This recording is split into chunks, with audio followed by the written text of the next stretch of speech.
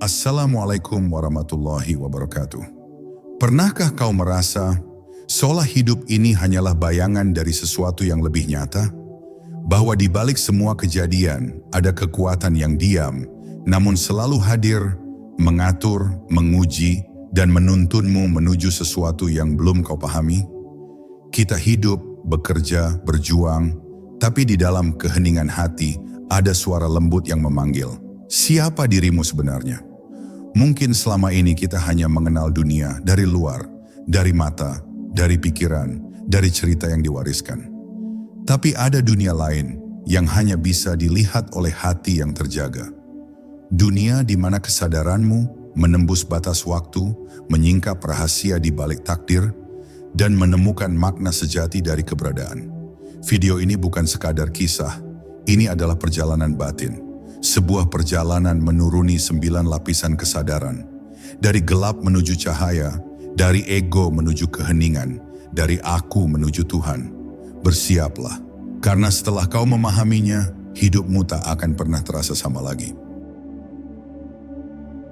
Bab 1, Gerbang Sunyi, saat diri menyadari bahwa ia tidak tahu. Ada satu momen dalam hidup ketika semua yang kita yakini tentang diri kita mulai terasa asing. Saat itu semua gelar, ilmu, pengalaman, dan keyakinan yang dulu kita banggakan tiba-tiba kehilangan maknanya.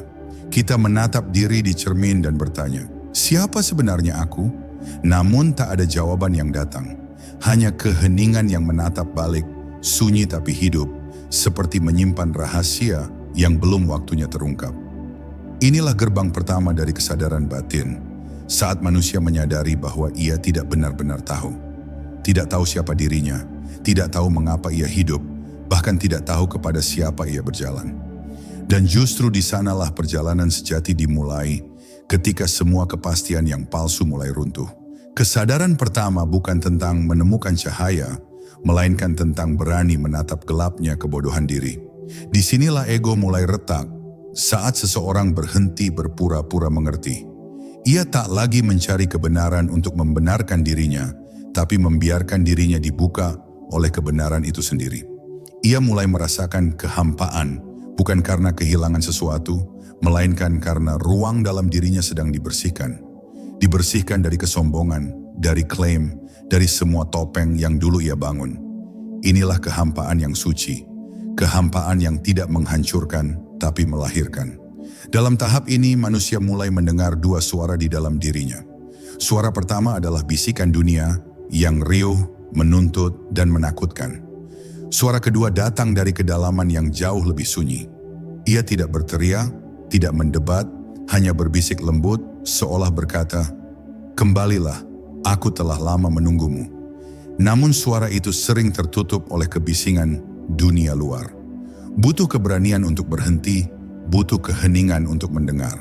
Dan disitulah ujian kesadaran sejati dimulai, bukan tentang melawan dunia, tapi tentang menundukkan gelombang di dalam diri sendiri. Ketika seseorang mulai berani diam, ia mulai melihat. Ia melihat bahwa hidup ini tidak pernah salah arah. Semua yang terjadi, kehilangan, luka, bahkan kegagalan, bukan hukuman, tetapi panggilan. Panggilan untuk kembali mengenal siapa dirinya di hadapan Sang Pencipta. Hidup ternyata tidak sedang melawan kita. Hidup sedang mendidik kita.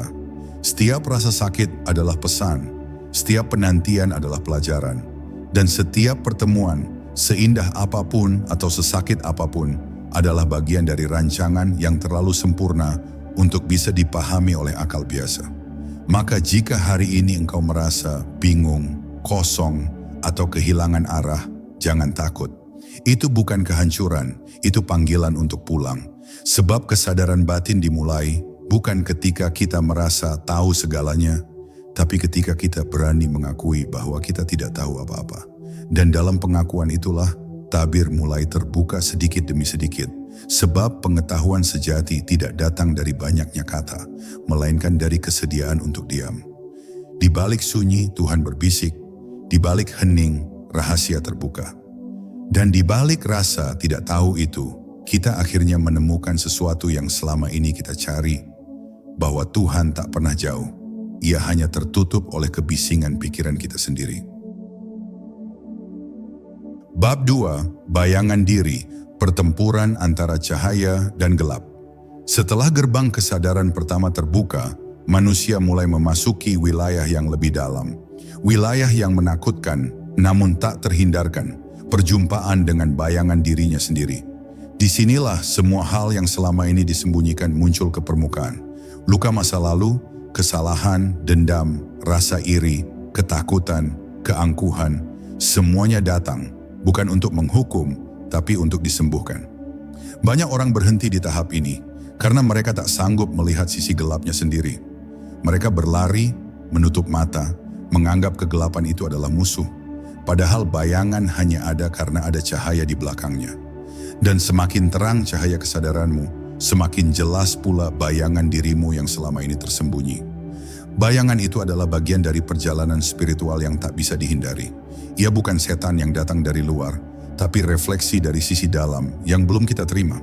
Ia menampakkan luka-luka batin yang menuntut pengakuan. Ia berkata dengan suara lembut tapi tegas, "Lihatlah aku.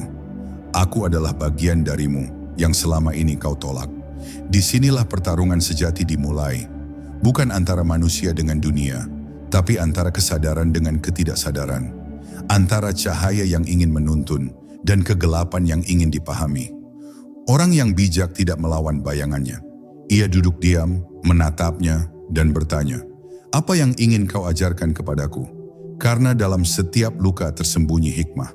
Dalam setiap ketakutan ada pelajaran tentang keikhlasan. Dalam setiap amarah ada kerinduan akan cinta. Dan ketika seseorang berani menatap sisi gelapnya tanpa penolakan, sesuatu yang luar biasa terjadi. Cahaya yang dulu hanya redup mulai menembus bayangan itu dari dalam. Ia tidak lagi takut karena ia tahu, bahkan kegelapan pun berasal dari sumber cahaya yang sama. Inilah tahap kesadaran yang mengguncang, ketika seseorang memahami bahwa segala dosa dan kesalahan bukan untuk menghancurkannya, tapi untuk menumbuhkannya. Bahwa setiap kejatuhan adalah bagian dari tarian spiritual yang dirancang agar manusia mengenal Tuhannya lebih dalam. Tak ada kebetulan dalam penderitaan, tak ada sia-sia dalam air mata. Semuanya adalah cara Tuhan menyingkapkan sisi-sisi hati yang tertutup debu. Dan semakin seseorang berani menatap kegelapan batinnya, semakin terang pula jalan yang terbuka di hadapannya. Pada akhirnya, yang disebut pencerahan bukanlah kemenangan atas gelap, melainkan penerimaan bahwa gelap dan terang adalah dua sisi dari satu keutuhan. Orang yang benar-benar sadar tidak lagi berkata, "Aku sudah suci," karena ia tahu bahwa kesucian sejati bukan berarti bebas dari bayangan, tapi sadar akan bayangan itu dan tetap berjalan dalam cahaya. Maka jangan takut pada sisi gelapmu, sebab di sanalah Tuhan bersembunyi dalam bentuk yang belum kau pahami. Dan ketika kau mampu mencintai bagian dirimu yang paling gelap, disitulah kau benar-benar mulai mengenal cahaya. Bab 3, getaran jiwa, saat hati mulai mengenal asalnya. Ketika seseorang telah berdamai dengan bayangannya, sesuatu yang lembut mulai bergetar di dalam dirinya. Sebuah rasa yang dulu samar, kini perlahan menjadi nyata. Getaran itu bukan datang dari luar, tapi dari kedalaman yang selama ini tertutup oleh kebisingan pikiran dan emosi. Ia adalah panggilan halus dari jiwa, panggilan untuk pulang. Di tahap ini, manusia mulai mengenali bahwa hidup bukan sekadar tentang apa yang terlihat, melainkan tentang sesuatu yang berdenyut di baliknya. Segalanya menjadi terasa berbeda. Angin, hujan, bahkan keheningan, kini seolah berbicara dengan bahasa yang hanya bisa dimengerti oleh hati yang mulai sadar. Hati yang dulu beku oleh ambisi duniawi, kini perlahan mencair. Ia mulai meneteskan air mata tanpa sebab. Bukan karena kesedihan, tapi karena rindu. Rindu pada sesuatu yang tak dapat dijelaskan oleh kata-kata. Setiap sujud terasa lebih dalam, setiap doa terasa lebih hidup, bukan karena panjangnya ucapan, melainkan karena kehadiran yang tulus. Jiwa mulai mengenali rasa yang sudah lama hilang. Rasa dicintai, tanpa syarat, tanpa alasan. Dalam momen itu seseorang menyadari bahwa Tuhan tidak pernah pergi.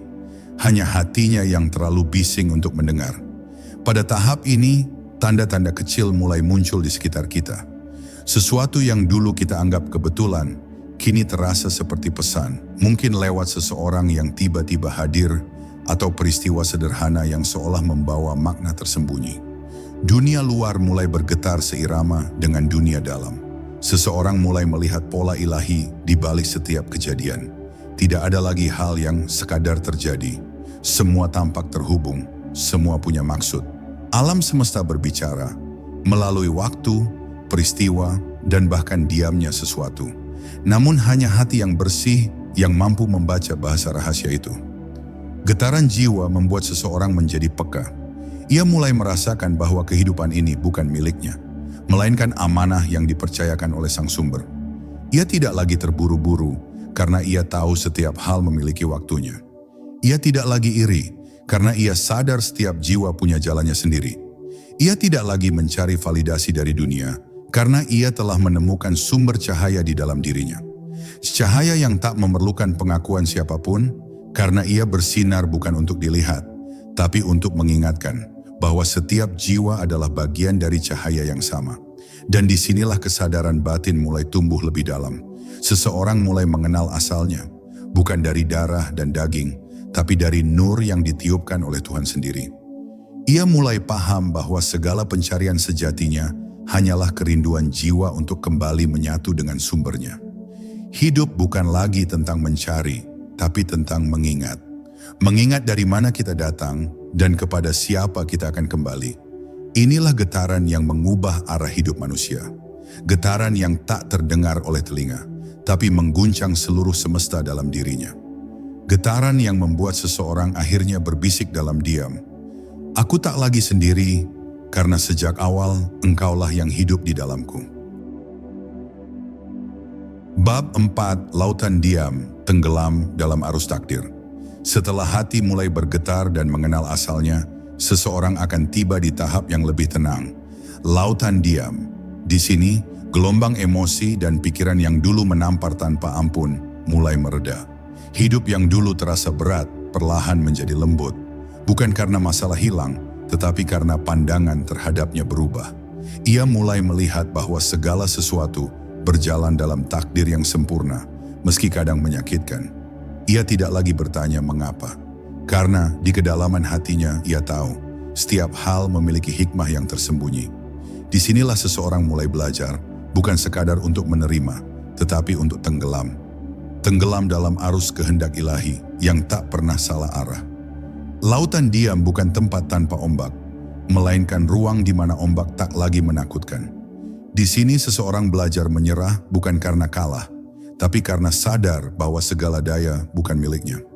Ia berhenti berusaha mengendalikan hidup dan mulai belajar mengalir bersamanya. Ia tahu keheningan batin jauh lebih kuat daripada kekerasan kehendak. Maka setiap langkahnya menjadi lembut, setiap tindakannya diselimuti kesadaran. Ia mulai menyadari bahwa bahkan diam pun bisa menjadi bentuk doa yang paling dalam, karena di dalam diam itu, Tuhan berbisik melalui ketenangan. Namun perjalanan menuju lautan diam tidak mudah. Ego masih sesekali berontak, ingin kembali menguasai, ingin menentukan arah sendiri. Kadang jiwa terasa pasrah di pagi hari, tapi gelisah di malam hari. Kadang hati tenang, lalu tiba-tiba guncang. Tetapi semua itu adalah bagian dari proses pembiasaan. Seperti kapal yang belajar tenang di tengah badai. Hingga pada akhirnya seseorang mengerti bahwa ketenangan sejati bukan saat lautnya berhenti bergelombang, tapi saat hatinya tidak lagi terguncang. Di tahap ini doa tidak lagi selalu berupa kata-kata. Kadang hanya napas yang lembut, kadang hanya pandangan mata yang penuh makna. Ia tidak lagi meminta dunia, tidak lagi mengejar jawaban, karena ia tahu semua sudah berada pada tempatnya. Setiap kejadian adalah ayat, setiap pertemuan adalah pelajaran. Ia mulai memahami makna Hasbi Allahu wa ni'mal wakil. Tuhan menjadi cukup, bukan sebagai teori, tapi sebagai realitas yang dirasakan di setiap denyut nadi. Dan ketika seseorang tenggelam dalam lautan diam, dunia luar bisa tetap berguncang. Namun di dalam dirinya ada samudra yang tak terusik. Ia menjadi saksi, bukan korban. Ia berjalan tanpa terburu, berbicara tanpa ingin menang, dan mencintai tanpa ingin memiliki. Inilah puncak dari keheningan yang hidup, ketika seseorang berhenti mencari kendali dan mulai menyatu dengan aliran takdir. Di sanalah rahasia tertinggi tersembunyi, bahwa Tuhan tidak selalu ditemukan dalam suara yang keras, tapi dalam keheningan yang menelan seluruh gelombang. Disitulah jiwa akhirnya berbisik, "Kini aku tidak lagi melawan, aku hanya mengalir dalam kehendak-Mu." Bab 5. Cahaya nurani saat mata batin terbuka. Ketika seseorang telah tenggelam dalam lautan diam, ia mulai merasakan sesuatu yang sulit dijelaskan. Seolah dari dalam dirinya muncul cahaya yang lembut, hangat, namun menembus segalanya. Cahaya itu bukan datang dari mata, tetapi dari hati. Ia menyingkap tabir demi tabir, memperlihatkan kebenaran yang selama ini tersembunyi di balik kebiasaan dan persepsi. Tiba-tiba, seseorang mulai melihat kehidupan dengan mata yang berbeda. Ia menyadari bahwa apa yang dulu dianggap kebetulan, kini terasa sebagai pesan. Apa yang dulu tampak sebagai penderitaan, kini terlihat sebagai kasih sayang yang disamarkan. Dan dalam setiap hal yang terjadi, ada tangan Tuhan yang halus sedang bekerja. Saat mata batin mulai terbuka, seseorang menyadari betapa selama ini ia hidup dalam kabut persepsi. Ia melihat dunia bukan sebagaimana adanya, tapi sebagaimana egonya ingin melihat. Kini kabut itu perlahan menyingkir, dan yang tampak adalah keindahan yang tak bisa diungkapkan oleh kata. Ia melihat wajah Tuhan di balik segala sesuatu. Dalam cahaya pagi, dalam tangis anak kecil, bahkan dalam rasa sakit yang dulu ia benci. Hatinya bergetar karena kini ia tahu, tidak ada peristiwa yang terpisah dari kasih-Nya. Ia mulai memahami rahasia ayat, "Kemanapun kamu memandang, di sanalah wajah Allah." Namun cahaya ini bukan untuk disombongkan. Banyak yang tersesat di sini, mengira bahwa melihat lebih jauh berarti sudah mencapai puncak. Padahal semakin terang cahaya yang datang, semakin halus pula ujian yang mengikuti. Cahaya yang sejati tidak membuat seseorang merasa lebih tinggi, tetapi justru membuatnya semakin tunduk. Sebab ia tahu, ia hanyalah cermin kecil yang memantulkan sinar keagungan Tuhan. Dan jika cermin itu mulai mengaku sebagai sumber cahaya, maka ia akan kembali gelap. Karena itu, cahaya nurani hanya akan tetap menyala jika dijaga dengan kerendahan hati dan rasa takut kehilangan arah. Dalam keadaan ini, seseorang mulai menyadari bahwa penglihatan batin bukanlah anugerah untuk membanggakan diri, tetapi amanah untuk semakin berhati-hati. Ia melihat dosa bukan lagi sebagai noda di luar, tapi sebagai kabut yang menutupi pandangan jiwa. Ia melihat bahwa kebaikan sejati bukan sekadar tindakan, tapi getaran niat yang murni. Ia mulai memahami bahwa Tuhan menilai bukan dari rupa dan amal yang tampak, tetapi dari niat yang tersembunyi dalam dada. Maka setiap langkahnya menjadi doa, setiap pandangannya menjadi zikir, setiap diamnya menjadi penyaksian. Dan pada akhirnya, ketika mata batin benar-benar terbuka, seseorang tidak lagi sibuk menilai dunia. Ia berhenti menunjuk siapa benar dan siapa salah, karena ia melihat semuanya sedang belajar dengan caranya masing-masing. Ia menyadari bahwa kegelapan hanyalah ruang bagi cahaya untuk lahir, bahwa setiap manusia membawa percikan Tuhan dalam dirinya. Di titik itu, ia tak lagi merasa ingin menjadi terang, sebab ia telah menjadi bagian dari cahaya itu sendiri. Ia berjalan di dunia dengan tenang, tanpa banyak bicara, namun kehadirannya membawa damai. Ia tahu, ia telah melihat sesuatu yang tak bisa dijelaskan, bahwa Tuhan bersemayam bukan di langit jauh, tapi di kedalaman nurani setiap jiwa yang berani menatap ke dalam. Bab 6. Puncak rasa, ketika cinta menjadi jalan. Pada tahap ini, kesadaran manusia tidak lagi digerakkan oleh logika, bukan pula oleh harapan pahala atau takut siksa. Ia digerakkan oleh sesuatu yang lebih halus, lebih sunyi, namun jauh lebih kuat, cinta. Cinta bukan sekadar perasaan yang meluap, tapi daya yang menarik jiwa untuk pulang kepada asalnya. Saat cinta itu tumbuh, seluruh dimensi batin mulai bergetar. Ia merasakan kerinduan yang tak bisa dijelaskan, seperti air yang selalu mencari lautnya. Segala pencarian spiritual, segala usaha memahami Tuhan, akhirnya bermuara pada satu hal, keinginan untuk menyatu dengan Dia yang menjadi sumber segala rasa. Cinta sejati bukan datang dari luar, tapi lahir dari kedalaman jiwa yang mulai sadar akan asalnya. Ia bukan sesuatu yang kita miliki, tapi sesuatu yang menguasai kita. Dengan lembut, tapi mutlak. Cinta kepada Tuhan bukanlah kata yang mudah diucapkan. Ia menuntut pengorbanan yang tak terlihat, penghapusan diri yang sunyi. Seseorang yang mencintai Tuhan dengan sejati akan kehilangan keinginannya sendiri, sebab dalam dirinya hanya tersisa kehendak Sang Kekasih. Ia tidak lagi berdoa agar keinginannya terpenuhi, tetapi agar dirinya mampu menerima kehendaknya. Itulah cinta yang membakar ego tanpa meninggalkan abu, cinta yang menghapus jarak tanpa suara. Dalam cinta seperti itu, tidak ada lagi aku yang mencintai dia. Yang tersisa hanyalah cinta itu sendiri, mengalir dari Tuhan menuju Tuhan, menggunakan tubuh manusia sebagai jembatannya. Namun cinta ini juga berbahaya bagi mereka yang tidak siap. Karena ketika cinta tumbuh tanpa pengetahuan, ia bisa berubah menjadi api yang membakar. Seseorang bisa terjebak dalam perasaan ekstase spiritual tanpa memahami hakikatnya.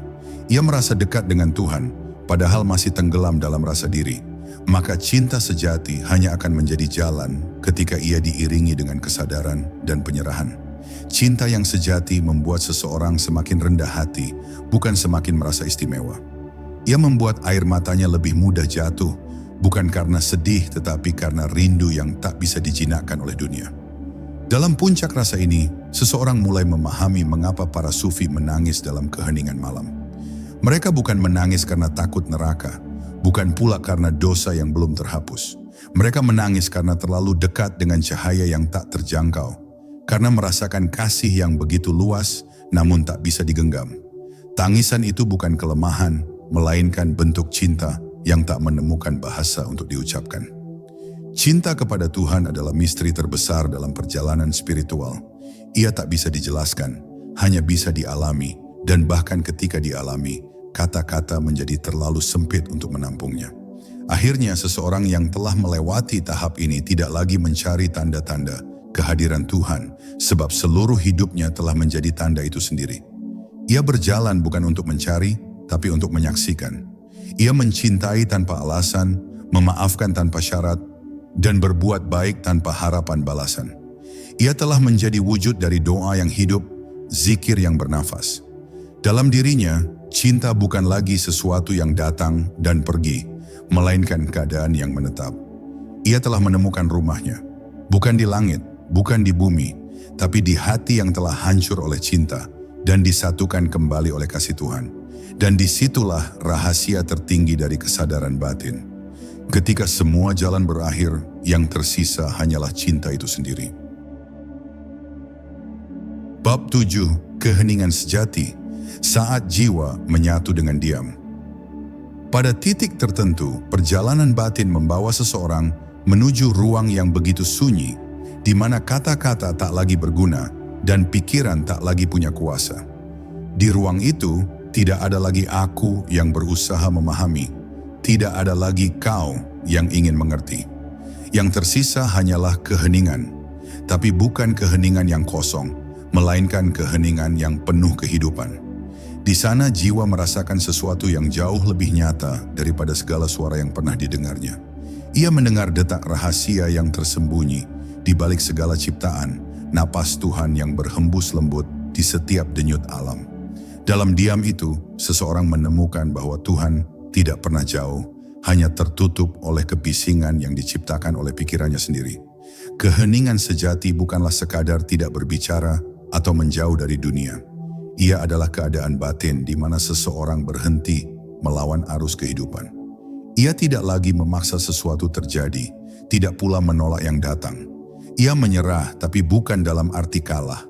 Ia menyerah karena telah memahami bahwa segalanya telah diatur dengan sempurna. Dalam diam yang seperti itu, hati mulai lembut. Setiap peristiwa terasa sebagai pelajaran, setiap luka sebagai sentuhan kasih yang halus.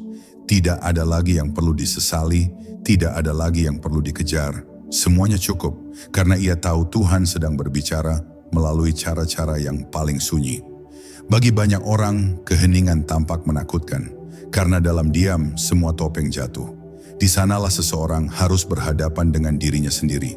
Dengan rasa takut, kesepian, dan segala suara batin yang dulu ia hindari dengan kesibukan. Tapi bagi jiwa yang telah matang, keheningan adalah rahmat yang agung. Ia bukan kehampaan, melainkan pangkuan Tuhan yang luas. Dalam diam itu, seseorang tidak lagi merasa sendirian. Justru disitulah ia merasakan kebersamaan yang sejati, karena ia menyadari bahwa di balik kesunyian dirinya, ada kehadiran yang senantiasa menyertainya. Ketika seseorang telah menyatu dengan keheningan, hidupnya berubah tanpa banyak kata. Ia tak lagi tergesa-gesa, tak lagi ingin mengubah segalanya. Ia menjadi seperti danau yang tenang, memantulkan langit tanpa berusaha, menampung hujan tanpa keluh. Orang-orang yang menemuinya merasakan kedamaian meski ia tak banyak berbicara. Karena diamnya bukan kekosongan, tapi kehadiran. Ia telah menjadi saksi dari kebenaran bahwa Tuhan tak selalu ditemukan dalam doa yang lantang, tapi seringkali berbisik di sela diam yang dalam. Pada akhirnya, keheningan sejati bukan tentang menarik diri dari dunia, tapi tentang hadir dengan sepenuhnya di dalamnya, tanpa terikat, tanpa gelisah. Di tengah keramaian, ia tetap diam. Di tengah ujian, ia tetap tenang, karena jiwanya telah larut dalam diam yang abadi, diam yang bukan miliknya, tapi milik Tuhan. Disitulah seseorang benar-benar memahami makna dari firman-Nya. Sesungguhnya di dalam diam ada tanda-tanda bagi orang yang berfikir. Maka ia berjalan di dunia dengan langkah ringan, sebab jiwanya telah pulang. Ia tidak lagi mencari keheningan, karena dirinya telah menjadi keheningan itu sendiri. Bab 8. Rahasia Takdir. Saat segalanya menjadi satu cerita ilahi. Pada tahap ini, seseorang mulai memahami bahwa hidup bukan rangkaian peristiwa acak, melainkan satu kisah yang ditulis oleh tangan yang maha bijaksana. Ia mulai melihat bahwa setiap tawa dan tangis, setiap kehilangan dan pertemuan, bukanlah kebetulan, tapi bagian dari pola yang sempurna. Takdir yang dulu terasa menakutkan, kini terlihat seperti lukisan yang indah jika dilihat dari jauh. Ia menyadari bahwa segala hal yang pernah membuatnya jatuh ternyata sedang menyiapkannya untuk terbang. Segala yang pernah ia benci ternyata sedang membentuk dirinya untuk mencintai dengan lebih dalam. Ia mulai melihat bahwa takdir bukanlah rantai yang mengikat, tapi jembatan yang mengantarnya menuju pengenalan akan Tuhan. Rahasia takdir tidak dapat dipahami dengan pikiran yang terburu-buru. Ia hanya dapat disentuh oleh hati yang sudah tenang. Karena pada dasarnya, manusia hanya melihat potongan kecil dari lukisan besar kehidupan, sementara Tuhan melihat keseluruhannya. Ketika manusia menilai sesuatu sebagai buruk, mungkin di mata Tuhan, itu adalah jalan menuju kebaikan yang lebih dalam. Ketika manusia mengira ia kehilangan sesuatu, sebenarnya Tuhan sedang mengosongkan tangannya agar dapat menerima sesuatu yang lebih agung. Maka, orang yang telah memahami rahasia takdir tidak lagi bertanya, "Mengapa ini terjadi padaku?" Melainkan, "Apa yang Tuhan ingin aku pelajari dari ini?" Disitulah kebijaksanaan sejati mulai tumbuh. Dalam pandangan yang lebih halus, takdir bukan hanya tentang peristiwa, tapi juga tentang getaran yang terjadi di dalam diri. Segala yang datang kepada kita, manusia, situasi, bahkan perasaan, hanyalah cermin dari keadaan batin kita. Jika hati kita penuh dengan keluh, dunia pun terasa sempit. Tapi jika hati kita lapang, maka semesta pun terasa ramah. Takdir bukan sesuatu yang terjadi di luar, melainkan sesuatu yang bekerja di dalam. Ia menyesuaikan diri dengan getaran jiwa yang memancarkan doa-doanya, baik yang diucapkan dengan kata, maupun yang hanya bergetar dalam kesadaran. Dan ketika seseorang mulai sadar bahwa hidupnya adalah dialog rahasia antara dirinya dan Tuhan, maka setiap momen menjadi sakral. Tidak ada yang sia-sia, bahkan kesalahan sekalipun menjadi bagian dari penyucian. Namun memahami rahasia takdir bukan berarti berhenti berusaha. Justru, seseorang yang mengerti takdir akan berusaha dengan sepenuh hati, namun menyerahkan hasilnya dengan sepenuhnya pula. Ia bekerja bukan karena ingin mengubah nasib, tapi karena ingin menyaksikan bagaimana Tuhan menulis kisahnya. Ia berjuang dengan tenang dan menerima dengan lapang. Ia tahu bahwa setiap langkahnya sudah ditulis sebelum ia melangkah. Namun setiap kesadarannya menentukan bagaimana ia melangkah. Takdir bukan belenggu, melainkan undangan untuk sadar. Dan kesadaran itulah yang membedakan antara orang yang hidup dalam keputusasaan dan orang yang hidup dalam penyerahan yang indah. Akhirnya, seseorang yang benar-benar memahami rahasia takdir akan melihat bahwa tidak ada yang terjadi di luar kehendak Tuhan, dan justru disitulah kebebasan sejati lahir. Ia bebas dari penyesalan karena tahu bahwa semuanya sudah sesuai rencana. Ia bebas dari kecemasan karena tahu masa depan telah dijaga. Ia berjalan dengan hati ringan sebab ia percaya apapun yang datang semuanya adalah bagian dari kisah cinta antara dirinya dan Tuhan. Ia tidak lagi memohon agar takdirnya berubah, tapi agar matanya terbuka untuk melihat keindahan di balik setiap takdir. Karena ketika seseorang telah menyadari rahasia ini, maka ia tidak lagi hidup dalam ketakutan, melainkan dalam kekaguman yang tiada akhir terhadap cara Tuhan menulis kehidupan. Bab 9, Fana, saat diri melebur dalam keberadaannya. Pada titik ini perjalanan jiwa mencapai tahap yang tak dapat dijelaskan oleh logika manusia. Segala pencarian yang selama ini dilakukan perlahan kehilangan bentuknya. Segala nama, segala konsep, segala aku yang selama ini melekat, mulai larut seperti garam yang lenyap dalam air. Inilah saat di mana seseorang mulai memahami makna fana, bukan kematian tubuh, tapi lenyapnya kesadaran akan diri yang terpisah dari Tuhan. Dalam fana, seseorang tidak lagi berkata, "Aku mencintai Tuhan," karena ia menyadari bahwa bahkan aku yang mencintai itu pun sudah tidak ada. Yang tersisa hanyalah cinta itu sendiri, mengalir tanpa arah, tanpa batas, tanpa nama. Ia tidak lagi menjadi pencari, karena pencarian telah selesai. Yang ada hanyalah penyaksian bahwa sejak awal tidak ada jarak antara dirinya dan sang kekasih. Fana bukan pengalaman yang bisa dikejar, karena segala upaya untuk mencapainya justru memperkuat ego yang ingin lenyap. Ia datang ketika seseorang berhenti mengejar, ketika semua doa menjadi diam, semua usaha menjadi pasrah, semua aku menjadi kosong. Dalam kekosongan itu, sesuatu yang tak terkatakan muncul. Kesadaran murni, jernih, luas, tanpa pinggiran. Di sana tidak ada lagi dua, tidak ada aku dan engkau, tidak ada manusia dan Tuhan. Yang ada hanya satu, keberadaan yang tunggal, yang selalu ada sebelum segala nama dicipta.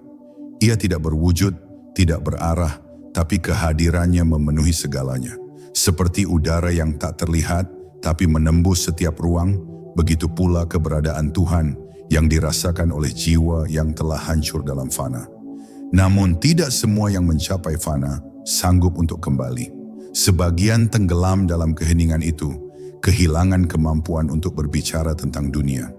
Tapi bagi jiwa yang ditakdirkan menjadi saksi, ia kembali, membawa kesadaran baru, membawa pandangan yang tak lagi sama. Ia kembali hidup di dunia, namun dunia tidak lagi menjeratnya. Ia memandang tanpa terikat, bekerja tanpa haus hasil, mencintai tanpa memiliki. Ia berjalan di antara manusia, tapi jiwanya berada di hadirat Tuhan. Dalam dirinya, fana bukan lagi sekadar pengalaman mistik, melainkan keadaan yang terus berdenyut dalam setiap napas. Ia telah mati dari dirinya sendiri, namun hidup dalam kehendak yang lebih besar. Dalam keadaan fana, semua hal yang dulu tampak penting menjadi samar. Kekuasaan, pujian, ketakutan, bahkan harapan, semuanya lenyap seperti bayangan saat matahari terbit. Seseorang yang telah fana tidak lagi terganggu oleh baik dan buruk, oleh suka dan duka. Ia melihat segala sesuatu sebagai gelombang dari lautan yang sama. Tidak ada yang keluar dari Tuhan, tidak ada yang terpisah darinya. Ia menyadari bahwa bahkan dosa dan kebaikan hanyalah bagian dari permainan ilahi yang mengantarkan manusia kepada kesadaran. Fana mengajarkan bahwa tiada sesuatu pun yang benar-benar milik kita, karena sejak awal kita tidak pernah ada sebagai kita. Kita hanyalah pantulan cahaya dari sumber yang tak pernah padam. Dan pada akhirnya, fana bukan tentang menghilang dari dunia, tapi tentang hadir tanpa keakuan. Ia tidak menjadi kosong, tapi menjadi penuh. Penuh dengan kehadiran Tuhan yang meliputi segalanya. Ia berbicara, tapi yang berbicara bukan dirinya. Ia berbuat, tapi yang berbuat bukan tangannya. Ia hidup, tapi kehidupannya bukan lagi miliknya. Dalam keadaan ini, seseorang telah benar-benar mati sebelum mati, seperti yang diajarkan oleh para arif. Dan dari kematian itulah, ia dilahirkan kembali, bukan sebagai pribadi, tapi sebagai kesadaran yang menyala, abadi, dan menyatu dalam kehendak yang satu. Fana adalah akhir dari perjalanan manusia, tapi awal dari kehidupan sejati yang tidak mengenal batas dan waktu. Bab 10, Baka, hidup kekal dalam kesadaran ilahi. Setelah fana datanglah baka, kehidupan yang baru namun bukan kehidupan seperti sebelumnya. Ini bukan kelahiran tubuh, melainkan kebangkitan kesadaran. Setelah aku yang palsu lenyap, maka yang tersisa hanyalah keberadaan yang murni, yang tetap, yang tidak berubah oleh waktu dan keadaan. Inilah kehidupan yang sejati, ketika seseorang tidak lagi hidup dengan kekuatannya sendiri, melainkan hidup karena Tuhan menghidupkannya. Ia tidak lagi menjadi hamba yang berjalan menuju Tuhannya, karena kini Tuhan yang berjalan melalui dirinya. Ia tidak lagi berdoa untuk bertemu dengannya, karena kini setiap helaan napasnya adalah perjumpaan itu sendiri. Baka bukan tentang melihat Tuhan, melainkan menjadi cermin yang jernih di mana Tuhan melihat dirinya sendiri. Di tahap ini, seseorang hidup di dua dunia sekaligus, dunia bentuk dan dunia makna. Ia makan, tidur, berbicara, bekerja seperti manusia biasa. Namun batinnya hidup di samudra kesadaran yang tak pernah berombak. Ia dapat tertawa bersama manusia, namun hatinya tetap tenggelam dalam zikir yang sunyi. Ia tidak lagi mencari makna, karena seluruh kehidupan baginya adalah makna itu sendiri. Dalam setiap daun yang gugur, dalam setiap langkah kaki manusia, ia melihat hukum Tuhan bekerja dengan sempurna. Ia hidup bukan lagi untuk mengejar, tapi untuk memantulkan. Ia menjadi saluran di mana rahmat mengalir, menjadi tanah tempat kasih tumbuh, menjadi cermin tempat cahaya menari. Di sanalah letak kebahagiaan sejati, kebahagiaan yang tidak bergantung pada keadaan, tapi bersumber dari kesadaran yang telah menyatu dengan keabadian. Baka bukan akhir dari perjalanan, tetapi awal dari pengabdian sejati. Seseorang yang telah sampai di sini tidak lagi mengasingkan diri dari dunia, karena ia tahu bahwa dunia pun adalah bagian dari wajah Tuhan. Ia tidak menolak penderitaan, karena tahu di dalamnya ada rahasia kasih. Ia tidak menolak kegelapan, karena tahu di dalamnya ada cahaya yang menunggu ditemukan. Ia berjalan di antara manusia bukan untuk mengubah mereka, tapi untuk menyadarkan mereka bahwa Tuhan tidak jauh, bahwa surga bukan di masa depan, tapi hadir dalam setiap detik ketika hati terbuka. Orang seperti ini menjadi saksi hidup bahwa ketenangan tidak dicari, tapi ditemukan ketika kita berhenti menjadi sesuatu. Ia adalah jiwa yang hidup dalam keseimbangan sempurna antara diam dan gerak, antara manusia dan ilahi. Dalam keadaan baka, tidak ada lagi yang disebut kepemilikan. Segala sesuatu kembali kepada sumbernya. Bahkan amal dan kebaikan yang ia lakukan bukan untuk dirinya, tapi semata-mata sebagai manifestasi dari kasih Tuhan yang bekerja melalui dirinya. Ia menjadi seperti matahari, memberi tanpa memilih, menyinari tanpa meminta. Ia tidak lagi terikat oleh suka dan duka, karena keduanya adalah pakaian yang berganti-ganti di tubuh waktu. Ia melihat kehidupan bukan sebagai medan ujian, tapi sebagai ruang bermain bagi cinta Tuhan. Dalam dirinya tidak ada lagi permintaan, tidak ada lagi penolakan. Ia telah menjadi lautan yang menerima semua sungai dengan damai, tanpa pernah kehilangan kedalaman dirinya. Dan akhirnya, dalam baka, seseorang mengerti makna dari segala pencarian, bahwa sejak awal tidak pernah ada jarak antara dirinya dan Tuhan. Semua perjalanan hanyalah cara Tuhan memperkenalkan dirinya kepada dirinya sendiri melalui pengalaman manusia. Ia tersenyum melihat masa lalunya, perjuangan, air mata, kebingungan, karena kini semuanya tampak seperti cermin yang menuntunnya pulang. Ia hidup dalam dunia, namun dunia hidup di dalam dirinya. Ia tidak lagi berbicara tentang Tuhan, karena setiap gerak tubuhnya adalah zikir yang hidup. Inilah puncak kesadaran batin, saat seseorang tidak lagi hidup untuk dirinya, melainkan hidup karena Tuhan. Ia tidak hilang, namun tetap ada, bukan sebagai diri, tetapi sebagai pancaran dari yang kekal. Pada akhirnya, semua pencarian bukan tentang menemukan sesuatu di luar, tapi tentang mengenali siapa yang sedang mencari. Ketika hati telah sunyi dan kesadaran kembali pulang, kita menyadari, Tidak pernah ada jarak antara kita dan Tuhan. Kita hanyalah cermin, tempat cahayanya memantul agar Ia dikenal melalui kita. Hiduplah dengan sadar, bernapaslah dalam zikir, dan biarkan setiap langkahmu menjadi perjalanan pulang, menuju Dia yang tak pernah pergi.